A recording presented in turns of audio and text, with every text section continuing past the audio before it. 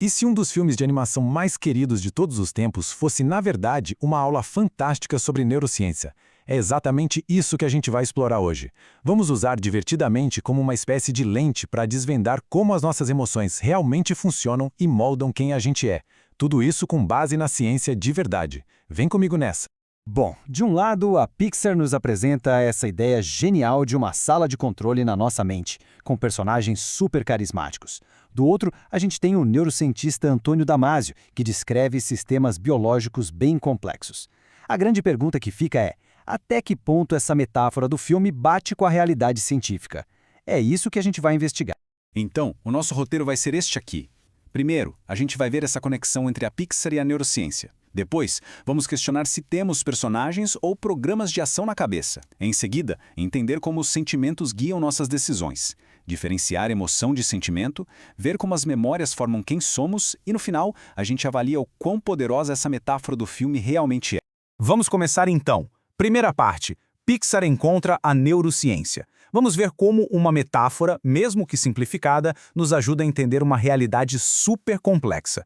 Agora a gente entra na segunda parte. Seriam personagens ou programas de ação? Ou seja, como é que o filme transforma nossos processos biológicos internos em uma história? E aqui está a primeira grande diferença. No filme, as emoções são como pessoinhas, sabe? Personagens que têm vontade própria e brigam pelo controle. Já na teoria do Damasio, a coisa é diferente. As emoções são como programas de ação que são automáticos, biológicos, eles simplesmente disparam, sem que a gente escolha conscientemente. Mas o que seria esse tal de programa de ação? Pensa assim, é uma resposta do corpo. Quando você leva um susto, seu coração acelera, os músculos ficam tensos. Não é uma decisão, né? É uma reação automática. É um programa que foi ativado por algum gatilho, por algum estímulo. Isso é a emoção na sua forma mais pura. Então, a gente entende que os objetivos aqui são bem diferentes. A Pixar queria criar uma história, uma dramatização para a gente aprender de um jeito mais fácil, mais lúdico.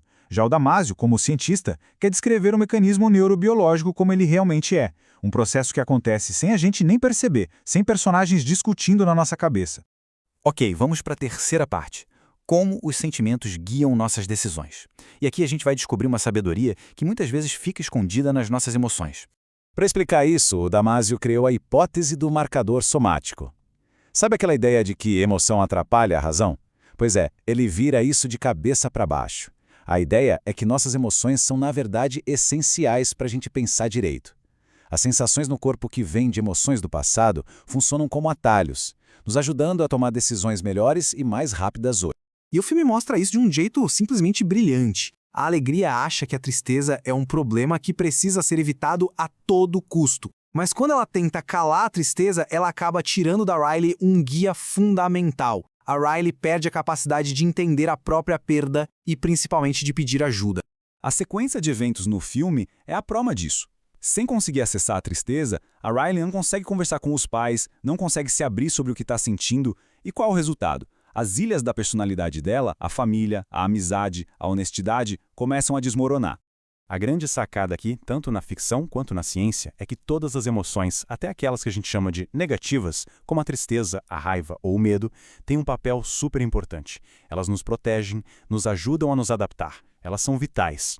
Vamos para o nosso quarto tópico: emoção versus sentimento. Essa é uma distinção científica fundamental que o filme, claro, acaba simplificando.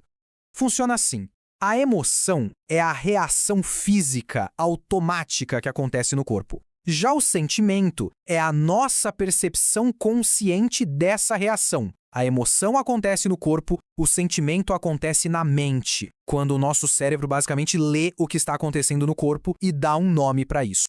E como o filme mostra isso? Bom, os personagens lá na sala de controle agem como as emoções. São eles que disparam as ações. Mas aquilo que a gente vê a Riley sentindo de fato, o choro, a saudade, a raiva, isso é o sentimento, a experiência consciente que vem dessas ações. O filme, de forma genial, junta tudo numa imagem só muito poderosa. Quinta parte. Memórias que constroem o self. A gente vai ver por que a nossa identidade tem raízes tão profundas na emoção. Lembra das memórias base no filme? Aquelas bolinhas douradas super importantes? Elas são carregadas de emoção e são elas que criam as ilhas da personalidade. É uma metáfora perfeita de como as nossas experiências mais marcantes emocionalmente constroem a base de quem a gente é. E o mais legal é que a teoria do Damasio vai exatamente na mesma linha. Para ele, o nosso self, a nossa identidade, é construído em cima das nossas memórias. E o que dá peso e significado para essas memórias? As emoções. Elas funcionam como se fossem o cimento que une os tijolos da nossa identidade. O clímax do filme, nossa, é o exemplo perfeito disso. Uma memória que era só de alegria, de repente se torna agridoce, misturando alegria e tristeza. Isso mostra que o nosso self não é algo fixo, estático. É um processo que está sempre mudando, onde a gente reinterpreta nosso passado à luz de novas emoções. E chegamos à nossa última parte. Uma metáfora bela e útil. Hora de juntar as peças, entender as convergências e também os limites dessa comparação. Resumindo, então, as convergências são incríveis. As emoções nos ajudam a sobreviver, as negativas são essenciais para amadurecer e todas elas são a base da nossa memória e identidade. Já os limites são totalmente compreensíveis, né? O filme personifica processos que são inconscientes e simplifica alguns conceitos para conseguir contar uma boa história. No fim das contas, Divertidamente é uma ferramenta de aprendizado brilhante. Ajuda a gente a mudar a forma como enxergamos as emoções. Elas deixam de ser vistas como vilãs da razão, como falhas que precisam ser controladas e passam a ser entendidas como sistemas essenciais que nos guiam para pensar, decidir e, no fundo, para simplesmente ser. E para fechar, fica uma reflexão.